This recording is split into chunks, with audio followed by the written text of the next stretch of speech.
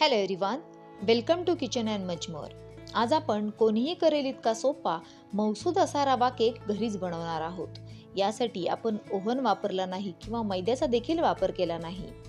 पण हा केक करताना आपण जी पद्धत वापरली आहे, साहित्याचं जे अचूक प्रमाण घेतलेलं आहे, त्यामुळे हा केक अतिशय मऊ लुसलुशीत असा तयार होतो.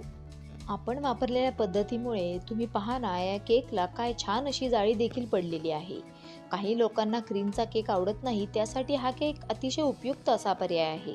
सर्वप्रथम मिक्सरच्या मोठ्या भांड्यामध्ये आपण 1 कप इतका बारीक रवा घालून घ्यायचा आहे.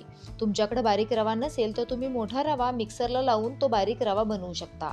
अर्धा कप इतकी साखर घ्यायची आहे, ती देखील आपण या मिक्सरच्या भांड्यामध्ये घालून घ्यायची आहे. अगदी थोडंसं चिमूटभर आपण याच्यामध्ये मीठ घालून घ्यायचं आहे. आता हे साहित्य आपण मिक्सरला साखर आणि रवा दोन्ही एकत्र बारीक होईपर्यंत छान असं वाटून घ्यायचं आहे. इथे साखर आणि रवा दोन्हीही बारीक झालेला आहे. आता या मिक्सरच्या भांड्यामध्ये आपण दही घालून घ्यायचं. बरोबर अर्धा कप इतकं घट्ट असं मी दही घेतलेलं आहे. इथे मी आंबट दह्याचा वापर केलेला नाही. बरोबर अर्धा कप दही याच्यामध्ये घालून घेतलेलं आहे. आता याच्यामध्ये बरोबर पाव कप म्हणजे 60 ml इतकं आपण तेल घालून घ्यायचं आहे. तेलाऐवजी तुम्ही तुपाचा वापर देखील करू शकता, परंतु तूप घातल्यामुळे केक थोडासा कोरडा पडतो, म्हणून इथं मी घरगुती तेलाचा वापर केलेला आहे.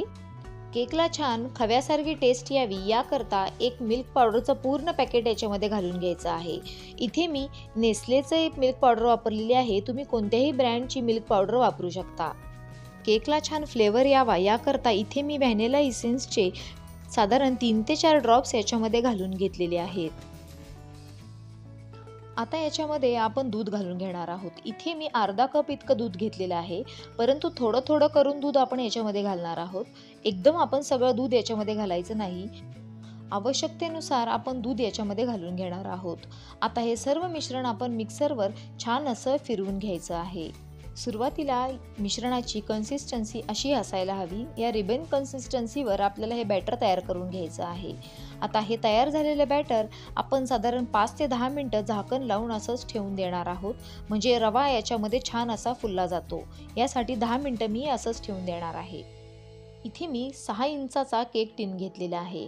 आता या केक टीनला आपण बटर पेपर लावून घेणार आहोत. बटर पेपर नसेल तर या केक टीनला तुम्ही थोडंसं तूप लावा किंवा बटर लावा आणि त्यावर थोडासा मैदा किंवा आपल्या गव्हाचं पीठ थोडंसं भुरभुरून घ्या. अशा प्रकारे केकसाठीची पूर्वतयारी आपण करून घ्यायची आहे. इथे एक मोठं पातेलं घेतलेलं आहे. त्याच्यामध्ये ही अशी रिंग ठेवून द्यायची. तुम्ही इथं मोठ्या कढईचा वापर देखील करू शकता. आता याच्यावर झाकण ठेवून द्यायचं. साधारण 10 मिनटं आपल्याला हे पातेलं प्रीहीट करून घ्यायचं आहे. या पातेल्यावर व्यवस्थित घट्ट झाकण बसेल असं झाकण आपण याच्यावर ठेवून द्यायचं आहे. साधारण 10 मिनटं झालेली आहेत. रवा देखील छान फुगलेला आहे व रवा थोडा घट्ट देखील झालेला आहे. आता याच्यामध्ये उरलेल्या दुधातील साधारण 2 चमचे दूध याच्यामध्ये घालून घ्यायचं आणि हे मिश्रण परत एकदा मिक्सरवर साधारण 1 मिनिट व्यवस्थित फिरवून घ्यायचं आहे. हे केकचं मिश्रण आपल्याला खूप जास्त पातळ किंवा खूप जास्त घट्ट असं नकोय. आता या मिश्रणामध्ये 1 टीस्पून इतकी बेकिंग पावडर आपण घालून घ्यायची आहे. बेकिंग पावडर घातल्यानंतर हे मिश्रण परत एकदा साधारण 1 मिनिट मिक्सरला व्यवस्थित फिरवून घ्यायचं आणि पटकन आपण हे मिश्रण आपण तयार केलेल्या केकच्या टीनमध्ये घालून घ्यायचं आहे. इथं हे मिश्रण मी मिक्सरला व्यवस्थित फिरवून घेतलेलं आहे आणि आपण तयार केलेल्या केकच्या टीनमध्ये हे मिश्रण आपल्याला पटकन ओतून घ्यायचं आहे. सर्व मिश्रण या केकच्या टीनमध्ये ओतल्यानंतर हा टीन आपल्याला हलकासा टॅप करून घ्यायचा आहे. याच्यामुळे आपल्या तयार होणाऱ्या केकला खूप छान अशी जाळी पडते.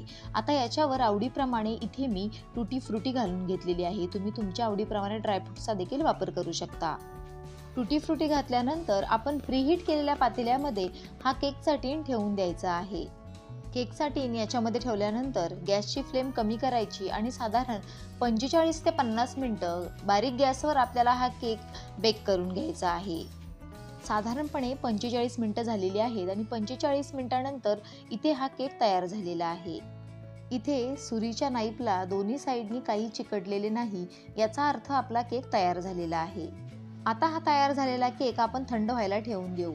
हा रव्याचा केक असल्यामुळे तो कोरडा पडू शकतो. यासाठी आपण एक सुती कपडा याच्यावर घालून घ्यायचा आहे आणि हा केक पूर्णपणे आपल्याला थंड करून घ्यायचा आहे.